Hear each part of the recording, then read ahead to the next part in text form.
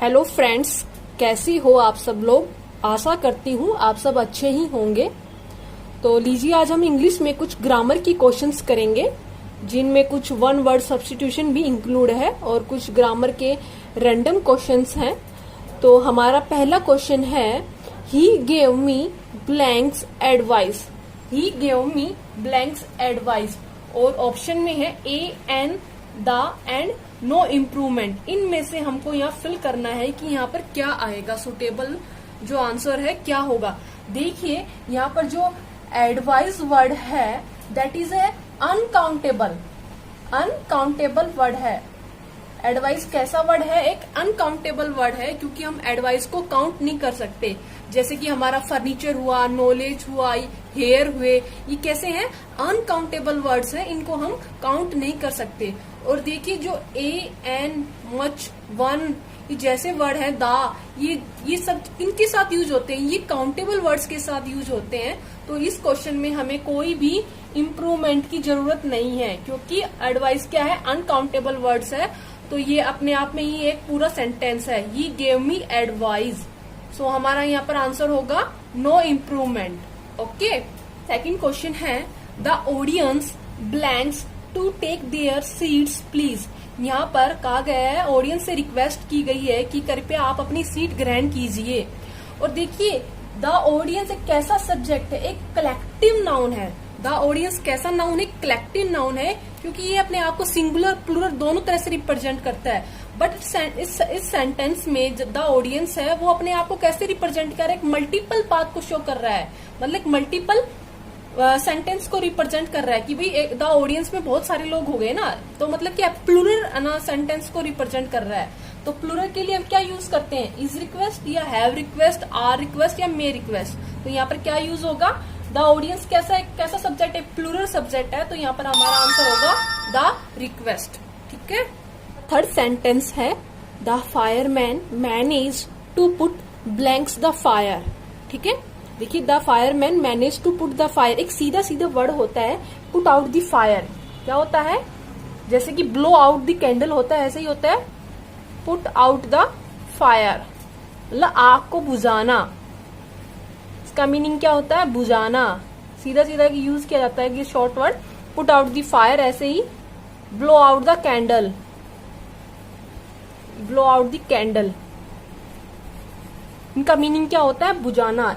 Slang word है, इनका use किया जाता है। तो देखिए, फायर मैंने क्या किया? आग को बुझाया। तो यहाँ पर हमारा आंसर क्या आएगा? Put out the fire. ठीक है। हमारा नेक्स्ट सेंटेंस है, it is time you blanks the food.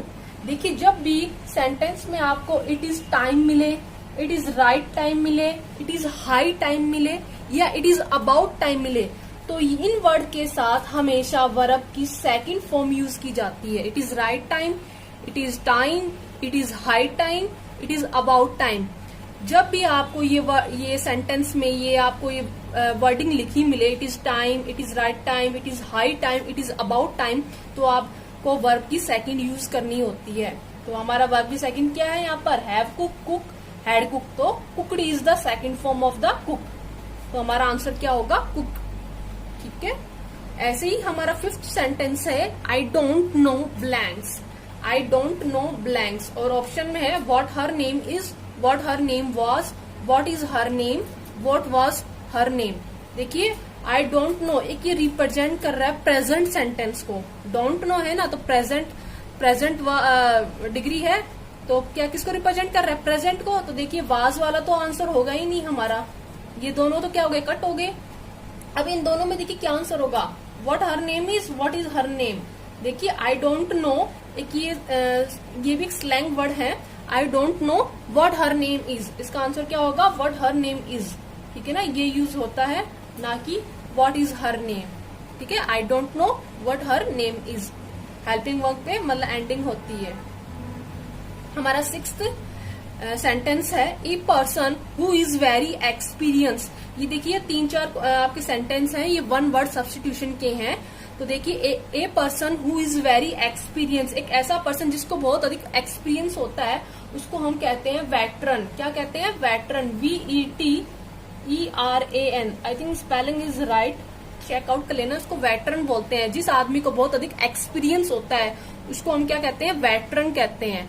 ठीक है, उसको क्या कहते हैं, वेटरन कहते हैं। ऐसे एक आपका देखिए एक सेंटेंस है, 9 sentence. A person who is non professional, जिसको कोई एक्सपीरियंस ना हो। नॉन प्रोफेशनल मीन्स जिसका कोई एक्सपीरियंस ना हो, जो कि बिगिनर हो। ठीक है ना, तो उसको क्या बोलते हैं, अमेचर। क्या बोलते हैं, अमेचर।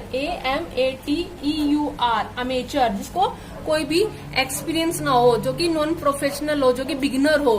ठीक है ना, जिसने अभी स्टार्टिंग की हो, जिसको नोवस भी बोलते हैं, उसको क्या बोलते हैं, अमेचर। और जिसको एक्सपीरियंस हो उसको बोलते हैं वेटरन। ठीक है, हमारा 7th सेंटेंस है, किलिंग ऑफ पेरेंट्स। पेरेंट्स को मारने वाले को क्या कहते हैं, पैरिसाइड। क्या कहते हैं, पैरिसाइड। PARRICIDE, पैरिसाइड। ठीक है, किलिंग ऑफ पेरेंट्स, पेरेंट्स को मारने वाले को कहते हैं पैरिसाइड। ऐसे को होता है किलिंग द फादर, जिसको बोलते हैं पैट्रिसाइड। किलिंग द फादर को क्या बोलते हैं, पैट्रिसाइड। जिसने फादर को मार दिया हो वो उसको बोलते हैं पैट्रिसाइड। ऐसे ही होता है किलिंग, अगर पेरेंट्स के लिए आए तो पैरिसाइड, फादर के लिए आए तो पैट्रिसाइड, और ऐसे ही किल द किंग के लिए होता है रेजिसाइड। ठीक है, ये ऐसे कुछ वर्ड्स हैं 1 वर्ड सब्स्टिट्यूशन के जो बहुत आते हैं। किलिंग ऑफ पेरेंट्स, जिसने पेरेंट्स को किल कर दिया हो, दैट इज कॉल्ड पैरिसाइड।